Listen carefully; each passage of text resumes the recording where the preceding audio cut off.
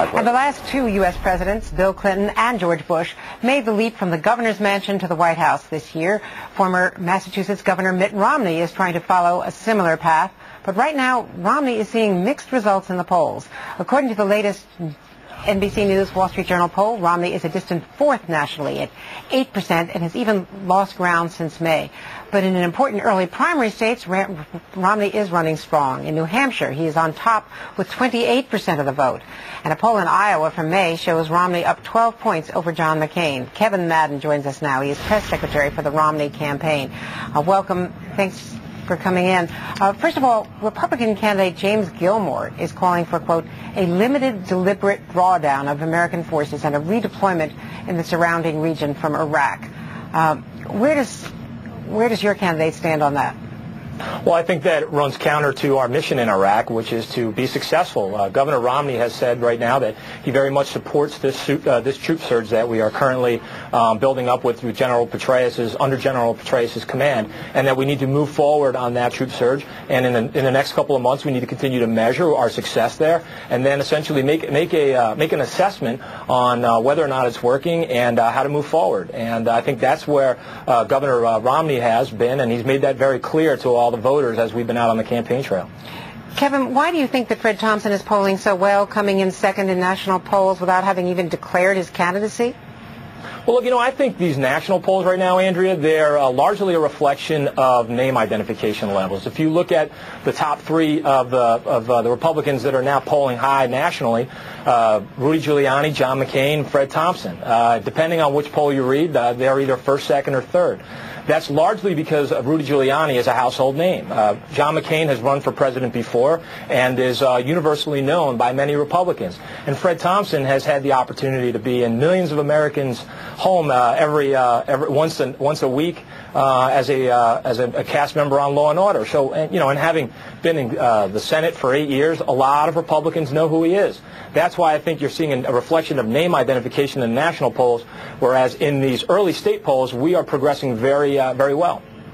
Another big issue, especially for the Republican field, is the pardon, the proposed pardon, a lot of pressure of a pardon for Louis Libby, the former aide to Vice President Cheney.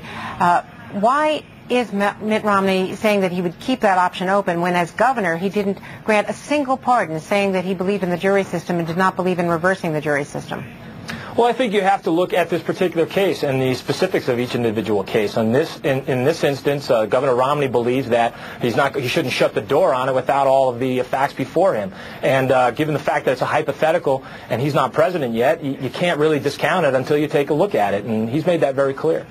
Well, Roger Simon, in fact, in the Politico today, has a pretty interesting column about an Iraq soldier who tried to get a pardon, having been convicted of assault as a kid for using a BB gun, and again was rejected by his governor, Governor Romney.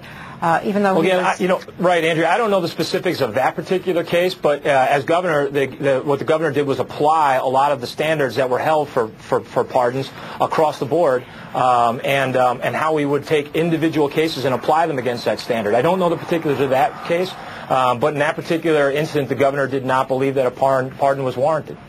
Are Republicans beginning to run away from George Bush because of his unpopularity? Last week, fellow Republican Rudy Giuliani said, quote, what we're lacking is strong, aggressive, bold leadership like we had with Ronald Reagan. That's a real slap at the current I think in a lot of these instances, many of the reporters and a lot of people are looking for sort of nuance and they're looking for subtext. And when, in fact, the words speak very clearly for themselves. I think Governor Romney has made a very strong case that he's running on his record. He's running on his ideas. He's running on his vision for the future.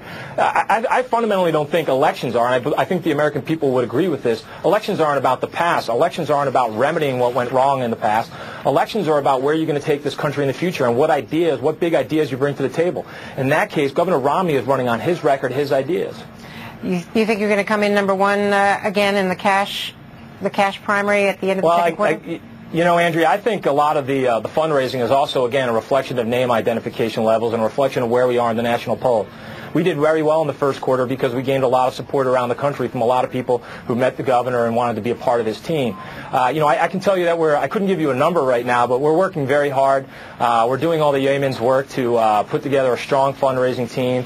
And, I think it's going to be a challenge to reach the number that we reached last quarter. But our focus is, again, just getting the resources that we need to compete in a lot of these early states and beyond. Okay, you wouldn't lowball me now, would you, Kevin? We'll see what those numbers are when they come in. Well, you bet. Thanks so much. Thanks for coming by. Thank you, Andrea. And